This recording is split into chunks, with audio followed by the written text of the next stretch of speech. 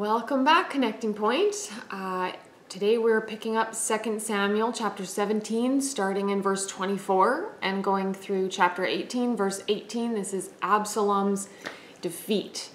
We are studying the life of David from 2 Samuel, but over the last number of weeks, our texts have centered around other characters besides David, and this week is not really any reprieve from that. Now, I want to remind us that David is the true king of Israel. He is the one that has been anointed and appointed to lead God's people. And he has led them. He's led them to many great victories. We've seen the tribes of Israel unite under David. The territory that Israel occupies at this point in time is the largest that it will ever be in their history. And it fully covers the promised land, the land allotment that God had promised to Abraham back in Genesis 15. And Israel is probably the safest position that they've ever been in against outside intruders. The foreigners in the land of Israel, as we'll see, they love David. They support him as king. And despite all of these good things that are going for them, Israel is restless. Right? Absalom has sown seeds of discontentment among Israel's tribes, and now Israel is prepared to support Absalom in this insurrection, and they're willing to follow this young man who is undeveloped and unproven in his leadership, and they're willing to enter this civil war on his behalf to make him their leader.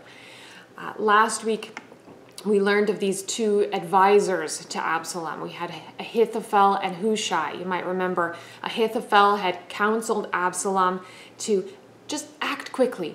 Take these 12,000 men that we have here, go now, attack David, just cut off the head, and then everything will settle. We don't need to have a big bloody civil war. But Absalom, it didn't quite hit his vanity button. It didn't hit his ego quite the right way. So he invites Hushai to come give his advice. And of course, Hushai, we remember, is our double agent. He's actually on David's side, but he's convinced Absalom that he's on Absalom's side. And so Hushai comes in and he uses all of this rhetoric to bolster Absalom, and then also to bolster the legend of David as the fierce warrior and the brilliant strategist.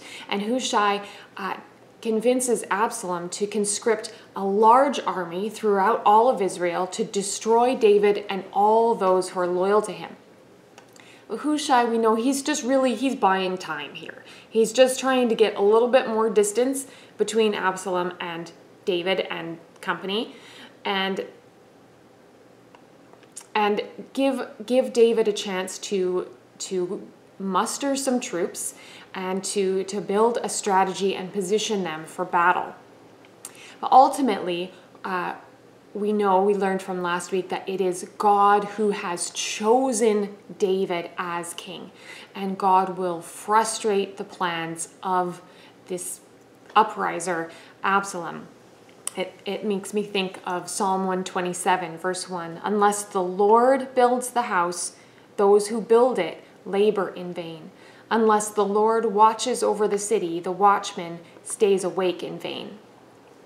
Absalom has set himself up against the Lord's anointed. He has rejected God's way and decided to grasp at power for himself on his own terms. So with that as the backdrop, let's get into our text. We're going to read the last few verses of chapter 17 to starting in verse 24. Then David came to Mahanaim, and Absalom crossed the Jordan with all the men of Israel. Now Absalom had set Amasa over the army instead of Joab. Amasa was the son of a man named Ithra the Ishmaelite, who had married Abigail, the daughter of Nahash, sister of Zeruiah, Joab's mother. And Israel and Absalom encamped in the land of Gilead. When David came to Mahanaim, Shobi, the son of Nahash from Rabbah of the Ammonites, and Machir, the son of Amiel from Lodabar, and Barzillai, the Gileadite from Roglaim, brought beds, basins, and earthen vessels, wheat, barley, flour, parched grain, beans and lentils, honey and curds, and sheep and cheese from the herd, for David and the people with him to eat. For they said, the people are hungry and weary and thirsty in the wilderness. So the author is emphasizing the family ties of the traders. Right? Amasa is David's nephew. I don't know if you followed all those people one after the other, but it was explaining that Amasa is David's nephew and Joab's cousin. And remember, Joab is David's army guy. Secondly, we note here that Israel, as in the nation of Israel, is with Absalom. Okay, so David has gone into exile from his kingdom, which he was anointed and ordained to govern. He's had to bring his entire household, save those 10, which we talked about the other week. He's brought all the rest of his household, so women and children and people who are a liability to him, into the wilderness. And so I'm sure he feels this responsibility to provide for all these people and to protect them. And in this moment, when his own people, Israel, are pursuing him to destroy him and all these people who are in support of David, David is received by these foreigners. And David and company receive all of the provision that they need to help them through in this time of weary travel. So I have a table talk for us here. Psalm 23. This is not necessarily connected to this event in David's life, but reading through this passage made me think of this psalm. And so I want us to take a minute, read together at your tables Psalm 23, and then discuss what connections do you see between this psalm and this moment in David's journey.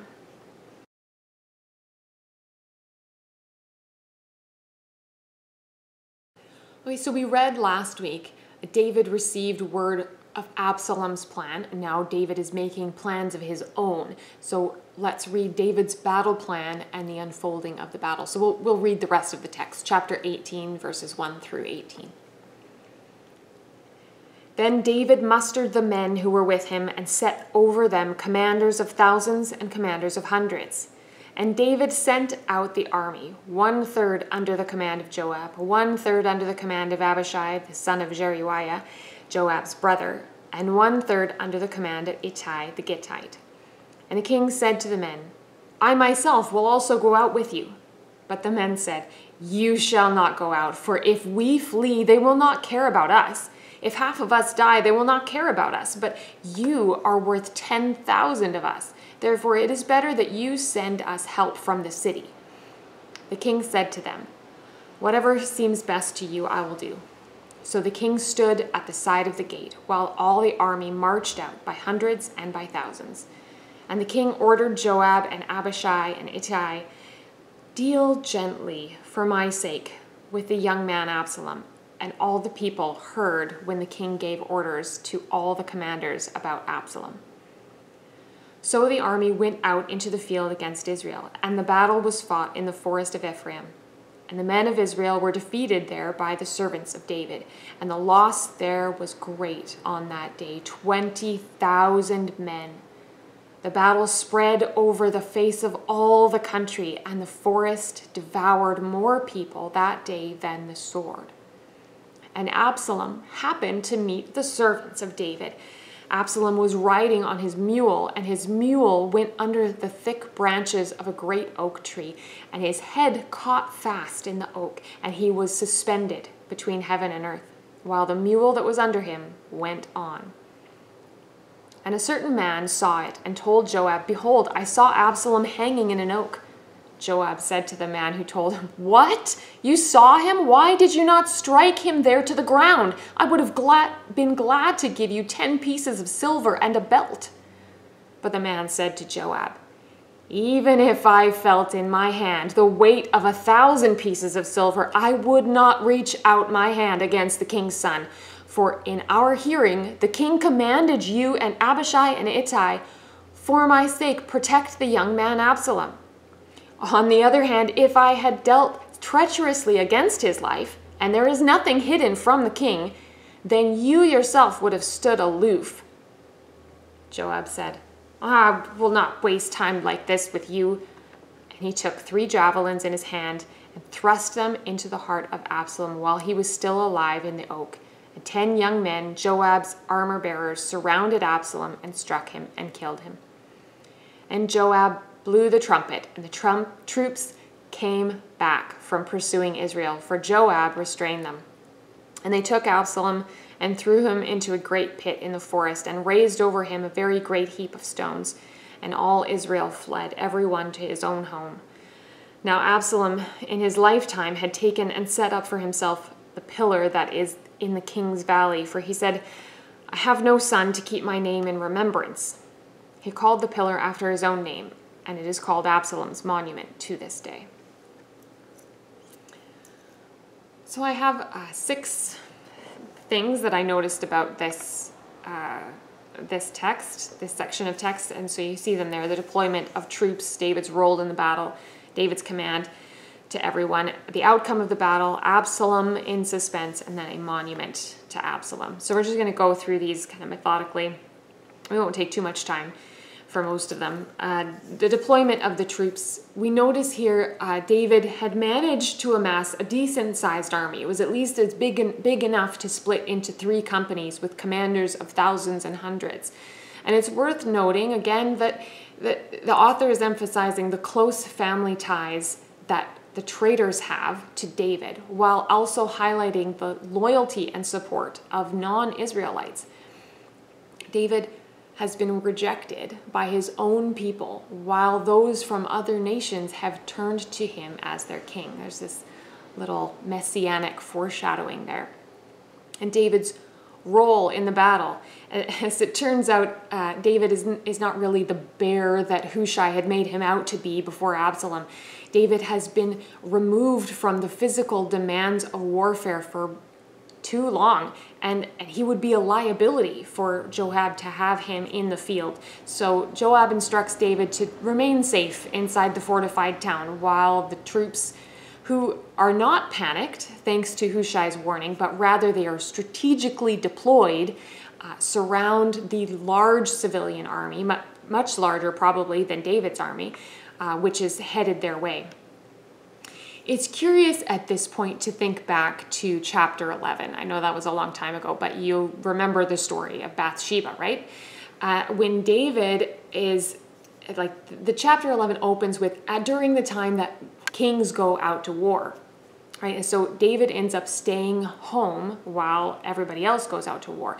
And it makes you wonder whether David had stayed back at that point at the request of his loyal followers, who are recognizing that the king is too valuable to put into a risky battle situation. And so, what David did when he was staying at home is another matter altogether. But if we read chapter 11 in light of this text, we may not criticize David so harshly for staying back in the battle at that point. Notice also that the king stood at the side of the gate while the army marched out. He's there with his people, and I think this is reminiscent of Absalom, when Absalom was standing outside the gate where he won the hearts of the people of Israel, right? And clearly it is significant to the people that the king would make himself available to the people. So perhaps David had just been too removed and detached from the people, living in his palace made of cedar, and people didn't feel that connection to him, and that's why they were drawn to Absalom, because he seemed more like your everyday guy, like that they felt more of a connection to him than this monarch who they never saw.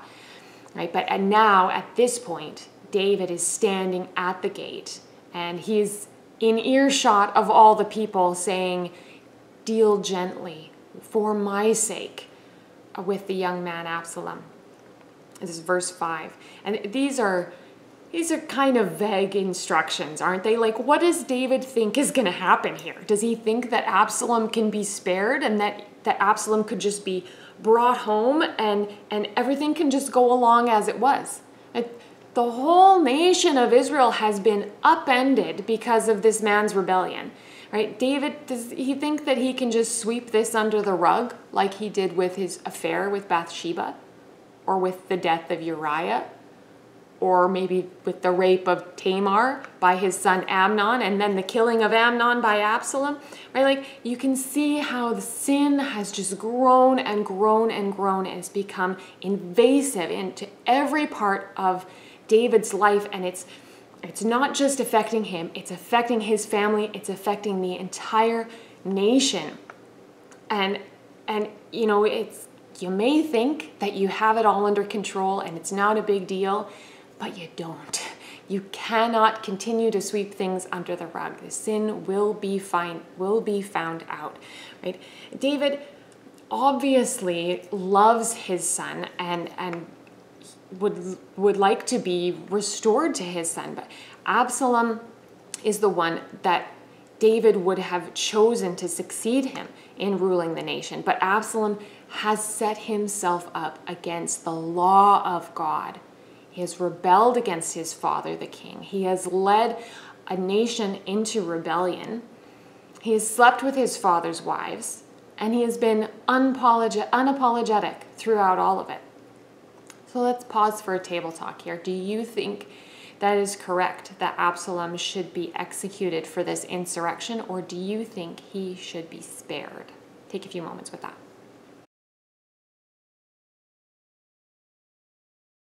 Next, we have the outcome of the battle. David's strategy to deploy the troops in 3 companies has worked well. They had successfully scattered Absalom Absalom's army over the face of all the country. This is verse 8. The forest devoured more people that day than the sword. So Absalom may have had a larger army, but David had the advantage of picking the site and the strategy. Not to mention the Lord was on his side. Also helpful. And then interesting, in verse 9, after we read about the army being devoured by the forest, we have Absalom riding his mule and getting caught in the oak tree. So it is that the forest is more the cause, this outside force is more the cause of Absalom's defeat than David's army is. Absalom's situation is something of a zoomed in version of what is happening to Israel, being devoured by the forest. Right? Absalom is caught there by his vanity. Remember, his hair was a great source of pride for him, and it has become part of his downfall. His other vanity was listening to Hushai. Right? Hushai was the one that said, no, we should put you front and center in all of this so that everybody can, see how wonderful you are. And Absalom happily took that advice over and against Ahithophel's advice to just go after David. It doesn't have to be this big thing. Like, let's make it simple. No, Absalom was happy with the advice to be front and center. But then Absalom has been removed from his position, both by the mule who has taken his seat away and by the fact that he's lost his throne now through this event. So Absalom is left suspended there. The fact that he's hanging from a tree is significant, right? He's hanging between heaven and earth, the text says. It's between life and death. And remember, where is David in this moment? He's also between. He is between the gates. David is also in suspense. He's suspended between the love of a father for his son and the requirements of the state to remove the rebel leader and restore stability to the nation. All the while, David painfully aware that it is his own sin that has led to all of this. And we, the reader, are even left in suspense for a moment as the scene moves away from Absalom hanging between heaven and earth and on to this interaction between Joab and this servant of David. And we remember that Joab is a military man. He believes, regardless of the king's command, that the rebel Absalom must be put to death, and any soldier who has a chance should be rewarded for taking him out. Joab, who didn't flinch when killing Abner or didn't give a second thought when subjecting Uriah to the slaughter, he doesn't understand why this certain young man, this servant of David, does not share his beliefs. Right? This reward that Joab mentions is kind of curious to me, right? Did Joab just come up with this on the spot, or was this an idea that he had after, immediately after David said, "Deal gently with my son"? As soon as they're out of earshot from David, does Joab turn to the guys and be like, "Okay, so yeah, I know whatever David said, don't listen to him. If any of you have a chance, take him out and I'm going to give you 10 pieces of silver and a warrior's belt." Right? That's conjecture. The text doesn't clarify, but it's curious to me.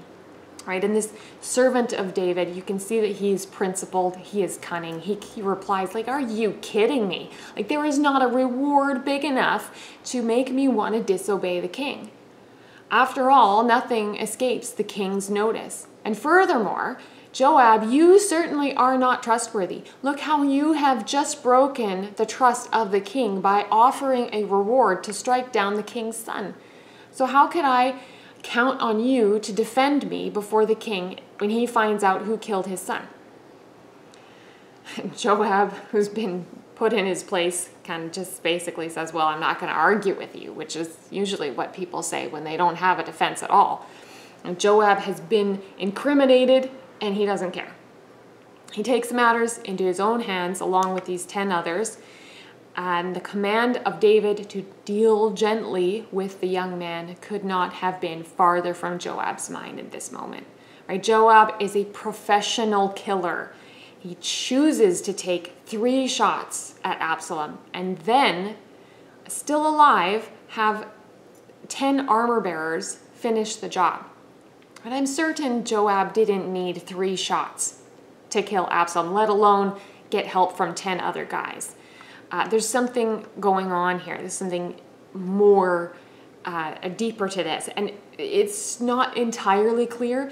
I noticed there were some sets of 3. In fact, I noticed 3 sets of 3 at least, and maybe you would see others.